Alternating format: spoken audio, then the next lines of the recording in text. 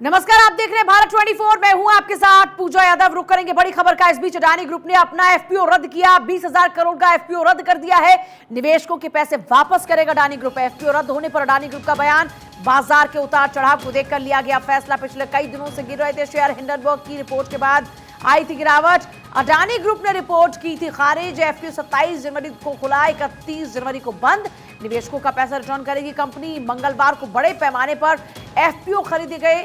दिग्गज निवेशकों ने एफपीओ पर दांव लगाया था। सुनील मित्तल, संजय जिंदल ने भी पैसा लगाया था। कंपनी का कैश फ्लो बहुत मजबूत है। कंपनी की बैलेंस शीट भी मजबूत है। निवेशकों के पैसे अब अडानी ग्रुप लौटाएगा। यह बड़ी खबर। इस पर देखिए, मार्केट में उतार चढ़ाव को देखते हुए अडानी ने खींच लिया अपना पाव। एफपीओ 27 जनवरी को खुला, 31 को बंद हुआ। निवेशकों के पैसे लौटाने का फैसला अडानी ग्रुप ने अब किया है। यह बड़ी जानकारी लगातार आपको दे रहे हैं। देखिए, 20,000 करोड़ का एफपीओ रद्द किया गया है। निवेशकों के पैसे वापस करने का फैसला लिया और बाकायदा इसको लेकर एक लेटर रिलीज किया गया, जिसमें कहा गया कि एफपीओ के साथ नहीं जाया जा सकता। लोगों के पैसे के साथ कोई रिस्क नहीं लिया जा सकता। हिंडनबर्ग रिसर्च रिपोर्ट की पब्लिश होने से पहले गौतम अडानी 113 अरब डॉलर की नेटवर्थ के साथ दुनिया के टॉप 10 अरबपतियों की सूची में चौथे नंबर पर थे। लेकिन इसके बाद से उनकी कंपनी के शेयरों में जो गिरावट आई थी वो थमती नजर नहीं आ रही। अब बाजार के उतार चढ़ाव को देखकर यह फैसला लिया गया है। खुद इस बात का जिक्र अडानी कर रहे हैं। उन्होंने बाकायदा इसको लेकर एक लेटर जारी किया है, जिसमें उन्होंने बताया कि वो लोगों के पैसे के साथ रिस्क नहीं ले सकते। निवेशकों के पैसे लौटाने का फैसला लिया गया अडानी ग्रुप द्वारा। यह बड़ी खबर, बड़ी जानकारी इस वक्त आपको दे रहे हैं। लगातार वापस होंगे निवेशकों के पैसे, लेन देन हो जाएंगे खत्म। कंपनी का यह बड़ा फैसला। अडानी के एफपीओ वापसी की इनसाइड स्टोरी भी आपको बताते थे कि अमेरिकन अरबपति बिल एकमैन के ट्वीट के बाद धड़ाम से शेयर गिरा। बिल एकमैन ने एफपीओ खरीद में धांधली की आशंका जताई थी और इसी को लेकर बिल एकमैन ने ट्वीट में धांधली की जो आशंका जताई, उस पर रिएक्शन भी आया। ट्वीट के बाद अडानी एंटरप्राइजेस के शेयर 28% तक गिर गए। रिपोर्ट के बाद अडानी ग्रुप के सभी शेयर्स लगातार दबाव में थे।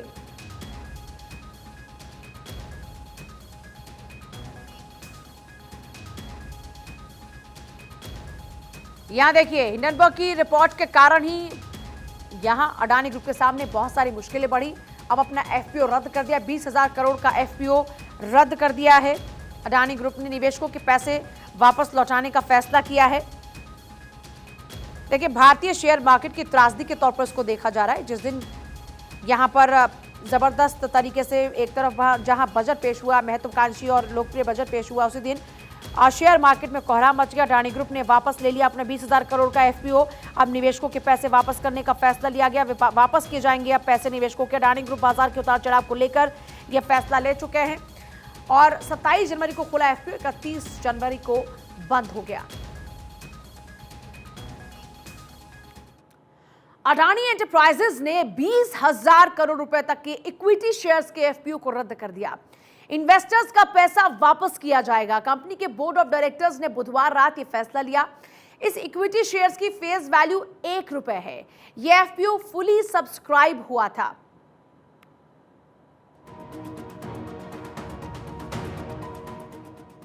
कई दिनों से जारी उतार चढ़ाव के बीच आखिरकार देश के उद्योगपति गौतम अडानी ने वो फैसला कर दिया जिसका किसी को अंदाजा भी नहीं था।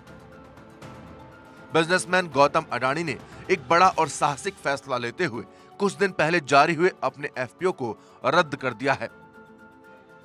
अडानी समूह की कंपनी अडानी एंटरप्राइजेज ने 20,000 करोड़ रुपए तक के इक्विटी शेयर्स के एफपीओ को रद्द किया है और कंपनी अब अपने निवेशकों के पैसे लौटाएगी। हिंडनबर्ग की रिपोर्ट आने के बाद कंपनी के शेयर्स लगातार गिर रहे थे, जिसकी वजह से कंपनी को यह फैसला लेना पड़ा। हालांकि मंगलवार को कंपनी को अच्छा रिस्पांस मिला था और बड़े पैमाने पर एफपीओ खरीदे गए थे। कंपनी के एफपीओ पर दिग्गज निवेशकों ने दांव लगाया था, जिनमें सुनील मित्तल और संजय जिंदल जैसे नामचीन लोग भी शामिल थे। कंपनी का दावा है कि कंपनी का कैश फ्लो बहुत मजबूत है और कंपनी की बैलेंस शीट भी काफी मजबूत स्थिति में है। बावजूद इसके कंपनी ने एक चौंकाने वाला फैसला लेते हुए बुधवार यानी 1 जनवरी को एफपीओ रद्द करने की घोषणा कर दी।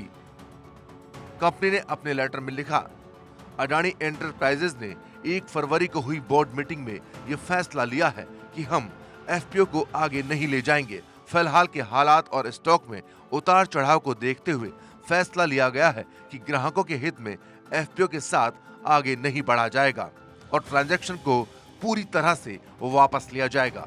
हम इन्वेस्टर्स को एफपीओ में शामिल होने के लिए धन्यवाद देते हैं। इस एफपीओ का सब्सक्रिप्शन 31 जनवरी को सफलतापूर्वक बंद हुआ है। स्टॉक अस्थिर होने के बावजूद इस कंपनी, हमारे बिजनेस और हमारे मैनेजमेंट में आपके भरोसे और विश्वास के लिए हम आपको धन्यवाद देते हैं। हालांकि आज मार्केट अभूतपूर्व रहा है। हमारे स्टॉक प्राइस में दिन भर उतार चढ़ाव आया है। ऐसे असाधारण हालात को देखते हुए कंपनी के बोर्ड ने महसूस किया है कि अभी इस एफपीओ के साथ आगे बढ़ना नैतिक तौर पर सही नहीं होगा। हमारे इन्वेस्टर्स का हित सबसे आगे है, इसलिए भविष्य में होने वाले किसी भी फाइनेंशियल लॉस से उन्हें बचाने के लिए बोर्ड ने तय किया है कि इस एफपीओ के साथ आगे नहीं बढ़ेंगे। हम अपने लोगों को रिफंड देने के लिए अपने BRLM यानी बुक रनिंग लीड मैनेजर्स के साथ काम कर रहे हैं। हमारी बैलेंस शीट इस समय बहुत मजबूत है। हमारा कैश फ्लो और एसेट सिक्योर है। साथ ही कर्ज चुकाने का हमारा रिकॉर्ड सही रहा है। हमारे इस फैसले से हमारे मौजूदा ऑपरेशंस और भविष्य की हमारी योजनाओं पर कोई फर्क नहीं पड़ेगा। हम लॉन्ग टर्म वैल्यू क्रिएशन पर फोकस रखना जारी रखेंगे और हमारी ग्रोथ आंतरिक बढ़ोतरी के हिसाब से मैनेज की जाएगी। जैसे ही बाजार स्थिर होगा, हम हमारी कैपिटल मार्केट की स्ट्रेटजी का रिव्यू करेंगे। हमें पूरा भरोसा है कि हमें आपका सहयोग मिलता रहेगा। हम पर भरोसा रखने के लिए धन्यवाद। अडानी समूह के इस फैसले से पूरा बाजार हैरान रह गया है। तो वहीं अडानी समूह की घोषणा के बाद आम आदमी में अडानी और सरकार की साख मजबूत होगी, क्योंकि पिछले काफी समय से लोग सरकार पर अडानी को अनुचित संरक्षण देने का आरोप लगाते रहे हैं। ऐसे में अडानी के इस फैसले ने आलोचकों का मुंह बंद कर दिया है। हालांकि अडानी को दोबारा मजबूती से खड़ा होने में काफी लंबा वक्त लग सकता है। अडानी के इस फैसले ने कई सवाल भी खड़े कर दिए हैं। बाजार के गलियारों में चर्चाएं जोरों पर हैं। आखिर अडानी का यह फैसला खुद से लिया गया फैसला है या फिर राष्ट्रीय और अंतर्राष्ट्रीय वित्तीय संस्थानों के दबाव में लिया गया फैसला? वजह चाहे जो भी हो, लेकिन निवेशकों के नजरिए से देखें तो यह एक अच्छा फैसला है, जिसकी वजह से न सिर्फ काफी लोग बर्बाद होने से बचे हैं, बल्कि भारतीय बाजार भी। Bureau report, Bharat 24। अडानी समूह ने बुधवार को अचानक एक ऐसा फैसला लिया जिसने भारतीय बाजार में हलचल मचा दी। अडानी समूह ने हाल ही में ओपन किए गए अडानी एंटरप्राइजेस के अपने एफपीओ को बंद करने की घोषणा कर दी। अडानी को यह फैसला किन हालात में लेना पड़ा, आइए आपको बताते हैं।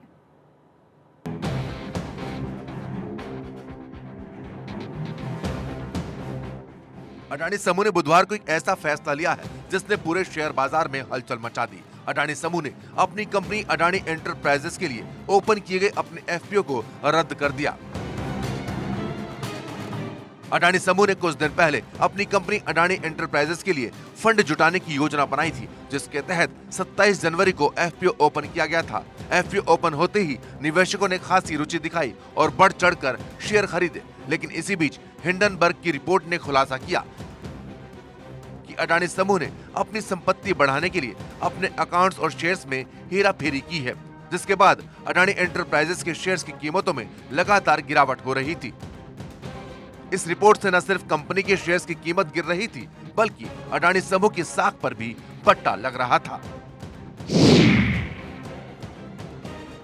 हिंडनबर्ग ने 25 जनवरी को 32,000 शब्दों की रिपोर्ट जारी की थी। रिपोर्ट के मुताबिक हिंडनबर्ग ने अडानी ग्रुप से कुल 88 प्रश्न पूछे थे, जिनके निष्कर्ष के आधार पर ये रिपोर्ट तैयार की गई थी। रिपोर्ट में अडानी समूह के शेयर्स के हेरफेर और अकाउंट की धोखाधड़ी का दावा किया गया था। रिपोर्ट में बताया गया था कि कैसे 3 साल में शेयर्स की कीमतें बढ़ने से गौतम अडानी की संपत्ति बढ़ी है, जो $1 अरब से बढ़कर करीब $120 अरब हो गई थी। रिपोर्ट में इस दौरान अडानी समूह की 7 कंपनियों के शेयर्स में औसतन 819% तक बढ़ने की बात की गई थी। रिपोर्ट आने के बाद अडानी समूह ने 413 पन्नों में अपनी प्रतिक्रिया दी थी, जिसमें हिंडनबर्ग की रिपोर्ट पर सवाल उठाए गए थे। साथ ही अडानी ग्रुप ने हिंडनबर्ग को कानूनी कार्रवाई की भी चेतावनी दी थी। हालांकि हिंडनबर्ग ने कंपनी की चेतावनी को स्वीकार किया और कहा कि वो अपनी रिपोर्ट पर पूरी तरह से कायम है, जिसके बाद अडानी समूह एक तरह से बैकफुट पर नजर आया। अब आपको बताते हैं कि आखिर ये हिंडनबर्ग क्या है और इसकी रिपोर्ट इतनी अहमियत क्यों रखती है, जिसका सीधा असर किसी भी कंपनी की साख पर पड़ता है। हिंडनबर्ग रिसर्च एक अमेरिकी बेस्ड फाइनेंशियल रिसर्च करने वाली कंपनी है जो इक्विटी, क्रेडिट और डेरिवेटिव मार्केट के आंकड़ों का विश्लेषण करती है। इसकी स्थापना साल 2017 में नॉर्थन एंडरसन ने की थी। हिंडनबर्ग रिसर्च हेज फंड का कारोबार भी करती है। इसे कॉर्पोरेट जगत की गतिविधियों के बारे में खुलासा करने के लिए जाना जाता है। इस कंपनी का नाम हिंडनबर्ग आपदा पर आधारित है जो 1937 में हुई थी, जब एक जर्मन यात्री हवाई पोत में आग लग गई थी जिसमें 35 लोग मारे गए थे। कंपनी यह पता लगाती है कि क्या शेयर मार्केट में कहीं गलत तरीके से पैसों की हेराफेरी तो नहीं हो रही है, क्या कोई कंपनी अकाउंट मिसमैनेजमेंट कर खुद को बड़ा नहीं दिखा रही है, क्या कंपनी अपने फायदे के लिए शेयर मार्केट में गलत तरह से दूसरी कंपनियों के शेयर को बैट लगाकर नुकसान तो नहीं पहुंचा रही है। रिपोर्ट में आरोप लगाया गया है कि मॉरिशस से लेकर संयुक्त अरब अमीरात तक टैक्स हेवन देशों में अडानी परिवार की कई मुखौटा कंपनियों का विवरण है। आरोपों के मुताबिक इनका उपयोग भ्रष्टाचार, मनी लॉन्ड्रिंग के लिए किया गया। इन मुखौटा कंपनियों के जरिए फंड की हेराफेरी भी की गई। कंपनी ने कहा है कि इस शोध रिपोर्ट के लिए अडानी समूह के पूर्व अधिकारियों सहित दर्जनों लोगों से बात की गई है। हजारों दस्तावेजों की समीक्षा हुई और आधा दर्जन देशों में दौरा किया गया। रिपोर्ट में कहा गया है कि बड़े पैमाने पर शेयर्स को गिरवी रखकर कर्ज लिया गया। रिपोर्ट जारी करने के बाद हिंडनबर्ग ने कहा कि अगर गौतम अडानी वास्तव में पारदर्शिता को अपनाते हैं जैसा कि वो दावा करते हैं तो उन्हें उत्तर देना चाहिए। रिपोर्ट आने के बाद अडानी समूह ने हिंडनबर्ग की रिपोर्ट पर प्रतिक्रिया दी। अडानी समूह ने इसे निराधार और बदनाम करने वाला बताया। अडानी ग्रुप के सीएफओ जुगेशिंदर सिंह ने कहा, रिपोर्ट में इस्तेमाल तथ्यात्मक आंकड़े प्राप्त करने के लिए समूह से कोई संपर्क नहीं किया गया। यह रिपोर्ट चुनिंदा गलत, बासी सूचनाओं, निराधार और बदनाम करने की मंशा से किया गया एक दुर्भावनापूर्ण संयोजन है। अडानी समूह के लीगल हेड जतिन जलुंडवाला ने कहा कि शॉर्ट सेलर हिंडनबर्ग को अडानी समूह के शेयरों में आने वाली गिरावट से फायदा होगा। अडानी समूह ने कहा कि हिंडनबर्ग के खिलाफ कानूनी कार्रवाई की जाएगी। अडानी समूह की कानूनी चेतावनी के बाद हिंडनबर्ग ने कहा कि वह कानूनी कार्रवाई की कंपनी की धमकियों का स्वागत करेगा। हिंडनबर्ग ने कहा कि वह अपनी रिपोर्ट पर पूरी तरह से कायम है। अडानी समूह की कानूनी चेतावनी के बाद हिंडनबर्ग ने कहा कि वह कानूनी कार्रवाई की कंपनी की धमकियों का स्वागत करेगा। अगर अडानी गंभीर हैं, तो उन्हें अमेरिका में भी मुकदमा करना चाहिए जहां हम काम करते हैं। हमारे पास कानूनी जांच प्रक्रिया में मांगे जाने वाले दस्तावेजों की एक लंबी सूची है। अडानी समूह कोई पहला नहीं है जिस पर अमेरिकी फर्म ने रिपोर्ट जारी की है। इससे पहले इसने अमेरिका, कनाडा और चीन की करीब 18 कंपनियों को लेकर अलग अलग रिपोर्ट प्रकाशित की है, जिसके बाद काफी घमासान मचा। ज्यादातर कंपनियां अमेरिका की ही थीं, जिन पर अलग अलग आरोप लगे। हिंडनबर्ग की सबसे चर्चित रिपोर्ट अमेरिका की ऑटो सेक्टर की बड़ी कंपनी निकोला को लेकर रही। इस रिपोर्ट के बाद निकोला के शेयर 80% तक टूट गए थे। निकोला को लेकर जारी रिपोर्ट में विजिल ब्लोवर और पूर्व कर्मचारियों की मदद से कथित फर्जीवाड़े को उजागर किया गया था। निकोला के संस्थापक और कार्यकारी अध्यक्ष ट्रेवर मिल्टन ने तुरंत कंपनी से इस्तीफा दे दिया। रिपोर्ट के बाद कंपनी जांच के दायरे में है। हालांकि हिंडनबर्ग की रिपोर्ट के बाद खुद उसकी विश्वसनीयता को लेकर सवाल खड़े हुए हैं। फोर्ब्स मैगजीन के मुताबिक अमेरिकी न्याय विभाग दर्जनों बड़े शॉर्ट सेलिंग निवेश और शोध फर्मों की जांच कर रहा है। इनमें मेलविन कैपिटल और संस्थापक गेबे प्लॉटकिन, रिसर्चर नेट एंडरसन और Hindenburg research, Sophos capital management और जिम कैरोथर्स भी शामिल हैं। विभाग ने साल 2021 के अंत में करीब 30 शॉर्ट सेलिंग फर्मों के साथ साथ उनसे जुड़े 3 दर्जन व्यक्तियों के बारे में भी जानकारी जुटाई थी। वॉल स्ट्रीट जर्नल की रिपोर्ट के मुताबिक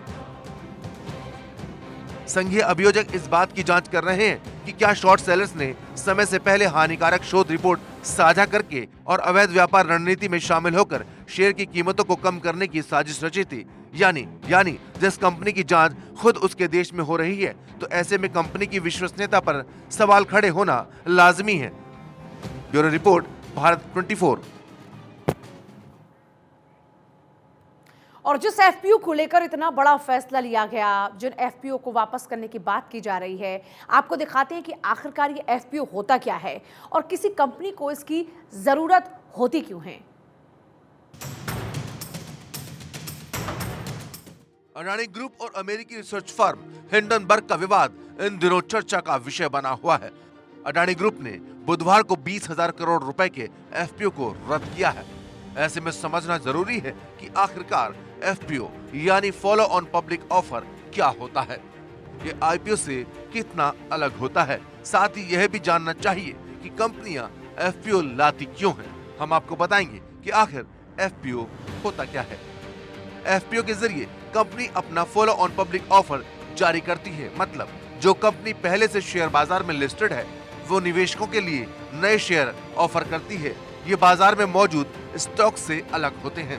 ज्यादातर ये शेयर प्रोमोटर्स जारी करते हैं।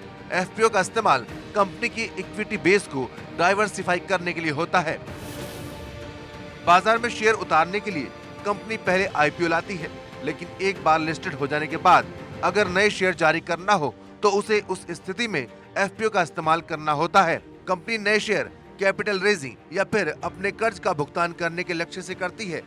नए शेयर्स के जरिए कंपनी बाजार से कैपिटल जुटाती है और फिर उसका इस्तेमाल अपनी जरूरत के हिसाब से करती है। कंपनियां अपने एक्सपेंशन के लिए आईपीओ या एफपीओ का इस्तेमाल करती हैं। कारोबार बढ़ाने के लिए फंड की जरूरत पड़ने पर कंपनियां आईपीओ या एफपीओ का सहारा लेती हैं। कैश फ्लो की जरूरतों को पूरा करने या फिर कारोबार बढ़ाने के लिए इस फंड का इस्तेमाल होता है। आईपीओ के जरिए कंपनी पहली बार बाजार में अपने शेयर्स उतारती है, इसलिए इसे इनिशियल पब्लिक ऑफर कहते हैं। जबकि एफपीओ में अतिरिक्त शेयर्स को बाजार में लाया जाता है। आईपीओ में शेयर्स की बिक्री के लिए फिक्स्ड प्राइस होता है, जिसे प्राइस बैंड कहते हैं। कंपनी शेयर का प्राइस बैंड लीड बैंकर्स तय करते हैं, तो वहीं एफपीओ के वक्त शेयर्स का प्राइस बैंड बाजार में मौजूद शेयर्स की कीमत से कम रखा जाता है। इसको शेयर्स की संख्या के हिसाब से भी तय किया जाता है। आमतौर पर कंपनी मौजूदा मार्केट प्राइस से कम कीमत पर इसे ऑफर करती हैं। Bureau report, Bharat 24। तो ये जो 20,000 करोड़ के एफपीओ रद्द हुए हैं, जो राशि अब इन्वेस्टर्स को वापस दी जाएगी, ये एफपीओ आपने समझ दिया, लेकिन आखिरकार ये मौका ही क्यों आया कि अडानी ग्रुप को ये फैसला लेना पड़ा कि एफपीओ को ही रद्द किया जाए। ये पूरा विवाद क्या है, आइए जरा आपको एक एक करके बातें पूरी समझाते हैं। देखिए, अब विवाद क्या था। हिंडनबर्ग ने 25 जनवरी को 32,000 शब्दों की एक रिपोर्ट जारी की। इस रिपोर्ट में अडानी ग्रुप से कुल 88 प्रश्न पूछे थे, जिनके निष्कर्ष के आधार पर रिपोर्ट तैयार की गई। अब इसके बाद में देखिए आगे क्या होता है। रिपोर्ट में अडानी समूह के शेयर्स के हेरफेर और अकाउंट की धोखाधड़ी का दावा किया गया। 88 सवाल पूछे गए, रिपोर्ट तैयार की गई, इसमें धोखाधड़ी का दावा किया गया। रिपोर्ट में यह कहा गया कि कैसे 3 साल में शेयर्स की कीमतें बढ़ने से गौतम अडानी की संपत्ति बढ़ी है। इस रिपोर्ट में यह बताया गया संपत्ति अरब डॉलर से बढ़कर करीब 120 अरब डॉलर हो गई। इसमें सवाल पूछे गए और उसके बाद उसी सवाल के जवाब के आधार पर यह रिपोर्ट तैयार की गई थी। अडानी समूह की 7 कंपनियों के शेयर औसतन 819% तक बढ़ने की बात इसमें की गई। इस रिपोर्ट में अडानी समूह ने 413 पन्नों में अपनी प्रतिक्रिया दी। उसके बाद चैलेंज भी किया इस रिपोर्ट को, सवाल उठाए हिंडनबर्ग की इस रिपोर्ट के ऊपर। अडानी ग्रुप ने हिंडनबर्ग को कानूनी कार्रवाई की चेतावनी भी दी, लेकिन यह सब चेतावनी काम नहीं आई। उसके बाद हुआ क्या, देखिए आगे। कंपनी की चेतावनी को स्वीकार किया और कहा कि वो अपनी रिपोर्ट पर पूरी तरह से कायम है। हिंडनबर्ग ने भी कहा कि जो आपको करना है वो कीजिए, लेकिन हम अपनी रिपोर्ट पर कायम। अडानी समूह एक तरह से बैकफुट पर नजर आया। अब पूरा मार्केट इमेज खराब हो गया। जिस तरीके से यहां पर धांधलेबाजी के आरोप लगे, जिस तरीके से यहां पर पूरा हेर फेर के आरोप लगे, उसके बाद अचानक से धड़ाम से फिसल गया शेयर का आंकड़ा। और देखिए, अमेरिकन अरबपति बिल एकमैन के ट्वीट के बाद में शेयर गिरा। अडानी के एफपीओ वापसी की इनसाइड स्टोरी भी जरा समझिए कि किस तरीके से एफपीओ वापसी तक यहां पहुंचना पड़ा। उसकी वजह यह रही कि बिल एकमैन ने एक ट्वीट किया, उसमें भी वही धोखाधड़ी की बात की गई। एकमैन ने एफपीओ खरीद में धांधली की आशंका जताई। कहा गया कि यहां पर धांधली है, धांधलेबाजी है, और उसके बाद एक देखिए दबाव बढ़ने लगा। बिल एकमैन ने एफपीओ की इस बात को लेकर जब जिक्र किया ट्वीट में, बिल एकमैन ने ट्वीट में धांधली की आशंका जताई। उसके बाद में एक कह लीजिए कि प्रेशर वहां पर बनने लगा और ट्वीट के बाद जब एंटरप्राइजेस के शेयर 28% तक गिरे और इंटरनेशनल स्तर पर भी एक प्रेशर बढ़ा, उसके बाद में ये फैसला अडानी ग्रुप को करना पड़ा। हिंडनबर्ग की रिपोर्ट के बाद अडानी ग्रुप के सभी शेयर्स दबाव में थे, ऑलरेडी दबाव में थे। 28% पहले गिर गए, उसके बाद दबाव बढ़ने लगा, फिर एफपीओ वापसी का ये फैसला लेना पड़ा और ये कहा गया इस लेटर के जरिए कि हम लोगों के पैसे के साथ रिस्क नहीं ले सकते, जो हमारे इन्वेस्टर हैं उनको हम नुकसान नहीं पहुंचा सकते, इसलिए अब इन एफपीओ के साथ में आगे नहीं बढ़ा जा सकता। 20,000 करोड़ रुपए के इन एफपीओ को रद्द कर दिया गया।